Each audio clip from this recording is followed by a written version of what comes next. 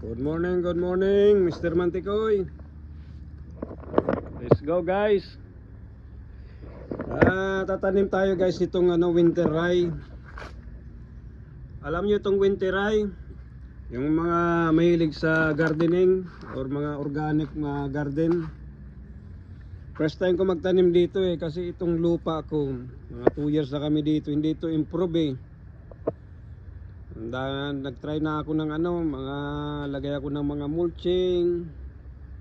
Pero itong nakita ko sa YouTube, para ma-improve daw yung mo, yung lupa mo, para ma-upgrade yung ilalim mismo ng lupa. Kailangan para ito yung sa ilalim kasi nito ito buhangin to na na-improve ko na rin ng konti, pero mas may ma-improve pa yan. Yung roots na pumailalim siya. Kailangan mo ng weeds. Ito mga weeds ito itong winter rye. Doon kasi sa amin sa Pilipinas, marami kasi doon yung pugon ng mga weed. Pero alam nyo, guys, yung pala tanim yun ng lolo ko ng panahon. Pang-improve yun ng lupa pag tatanim ka, in case na tatanggalin mo lang yung mga weeds. Kaya guys, let's go. For winter lang ito mga March, pag tumubo na to, i-harvest ko na, tatanggalin mo na para magtatanim ka na ng mga gulay, vegetable, kahit ano. Kailangan pag winter, ito yung itatanim mo, para daw yung pumailalim yung roots, makuha niya yung nutrients.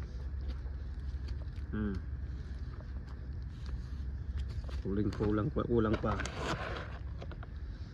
Okay, guys, tanim tayo nito.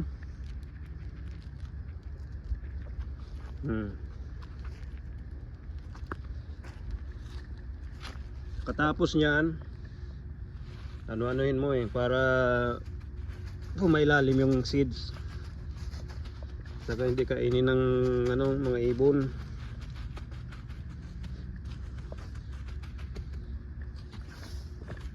Yan.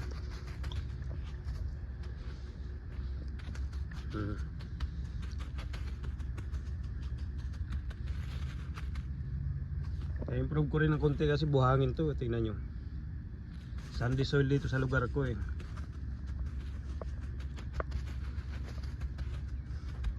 Nag-garden ako dito pero wala siya masyadong produkto, puro lang dahon.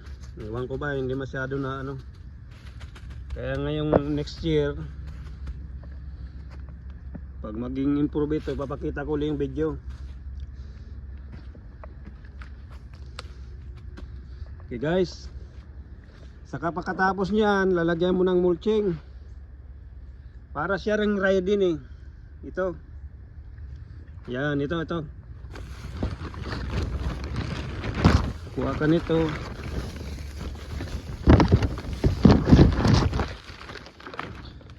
Para pang protection din pag lumaki na yung mga seedlings.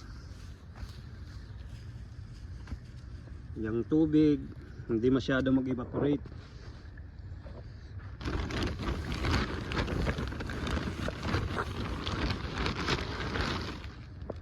Yan.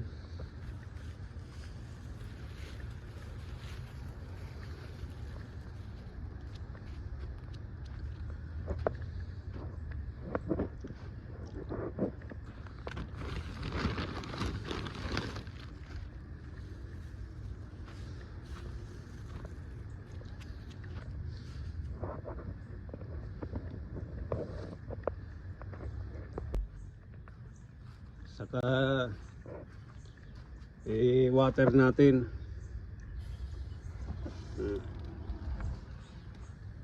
Okay, kaya kung bago lang kayo, guys, sa channel ko, guys, paki-support naman kay Mantikoy para gana pa ako gumawa ng video. Okay, paki-subscribe Kutaw TV. Ayan na, guys. Yan. First time ko mag-attempt nito. Tatanim ako ng winter rye. Yan.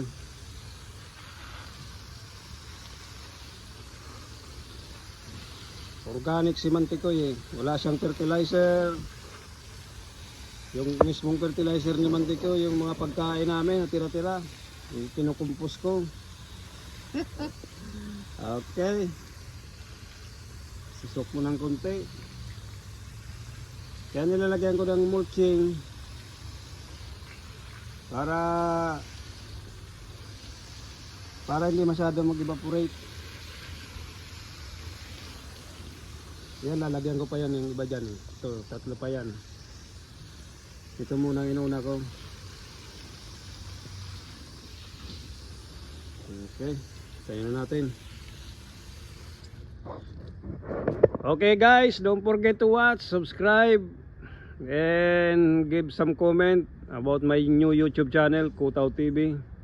I have another channel, YouTube channel, Mr. Mantikoy. But this is the old one, this is the new one, okay? Bye bye you.